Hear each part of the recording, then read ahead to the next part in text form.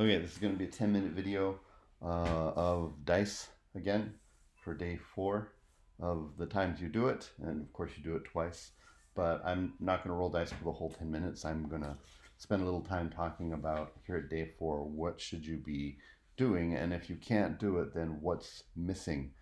Sometimes, just by virtue of doing a lot of practice, you learn things by rote. It's a sports approach, it's a math approach. But the more sophisticated you get in your diagnosis of what the parts and pieces are, so you can make those work, the better you have a chance at like getting good at this quickly.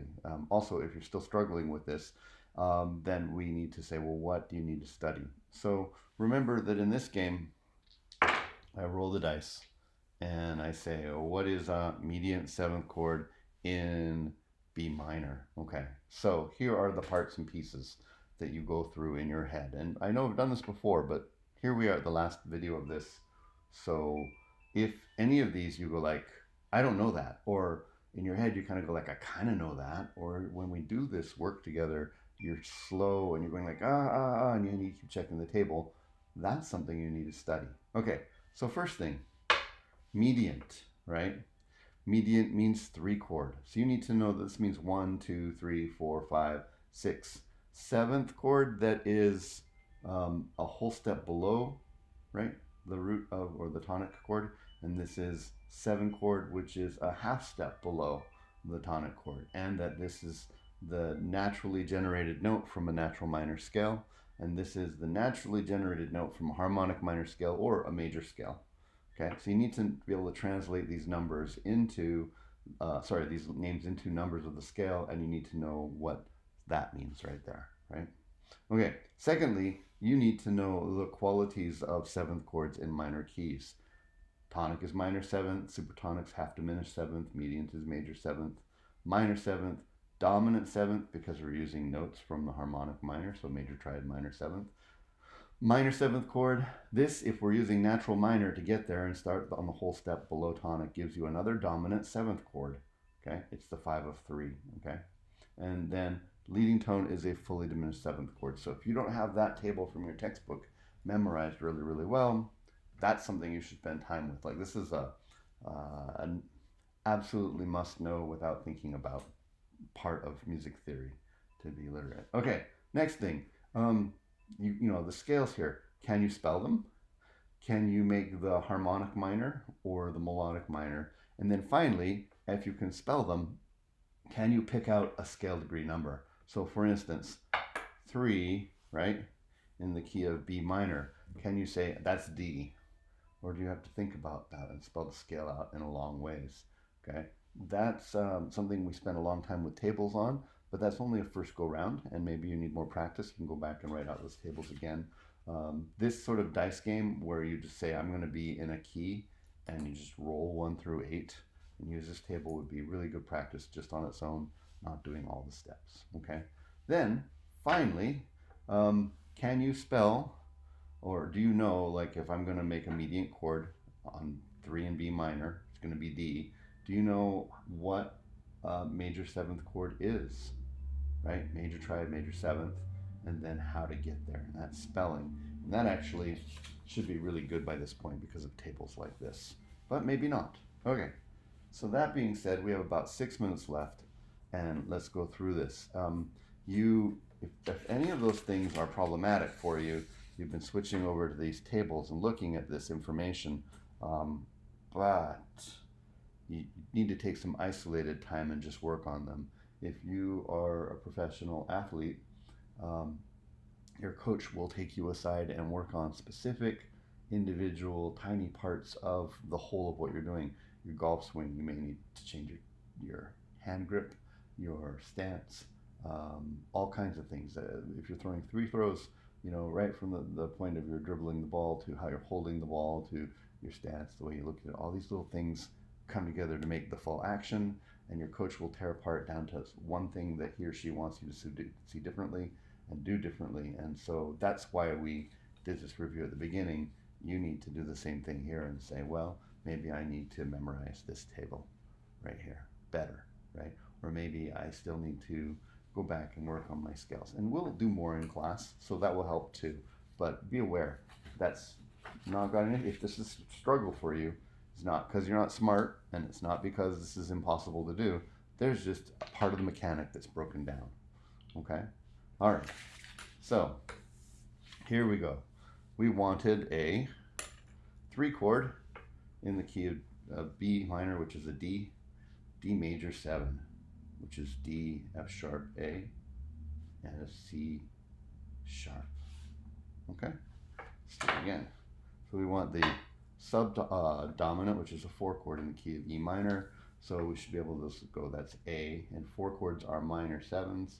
So there we go, and lucky for us, white note chord. All right, we want a 6 chord, which is submediant in the key of G sharp. Well, you know, hopefully you do this enough to memorize it, but how do you compare it to your major? If this was somehow G sharp major, we'd know that everything would be sharp and F would be double sharp. It's not a real scale, but that means you'd have an E sharp, right?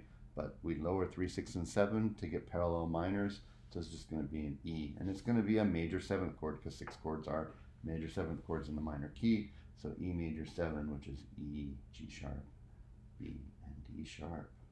Right? Because I know my white note chord is minor 7, so I'm going to raise the 3rd and the 7th. All right. I want a supertonic chord in the key of C sharp. So that's a 2 chord, which is going to be D sharp, right? And D sharp, half diminished 7. So I'm going to make a minor 7 flat 5 chord, right? So there's my minor triad with a flat 5, and then there, just like that. Again, it's minor already, so if I'm going to sharp everything and then lower the 5th, right? Mediant chords, major 7th in the key of G sharp.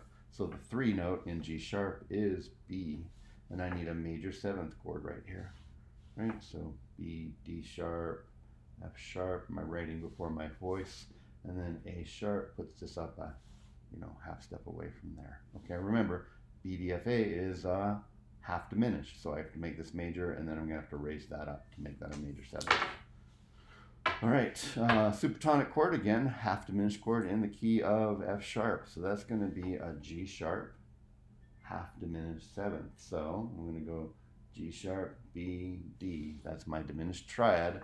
And then F sharp is a whole step below my G sharp, minor 7th. Okay. Submediant chord in the key of C sharp. Well, that's going to be, now think C sharp major for a minute, it would be an A sharp. But in minor, you lower 3, 6, and 7 to get the parallel minor, so A sharp is going to become A. The recording stopped, so I'm just going to tag this back on again. Remember, this is going to be A, and it's going to be a major 7th right there for the submediant in C sharp minor. So A, C sharp, E is your major triad, G sharp right there. Okay, I'm going to do another submediant. It's going to be a major 7th chord, a 6th chord in the key of whatever 5 is, G sharp. So I go G, B, D, G sharp, B sharp, D sharp. D sharp is going to be my root, and this is going to be a major 7th. This is going to be an interesting chord to spell because, oh wait, sorry, submediant. This is going to be an E major 7th right there.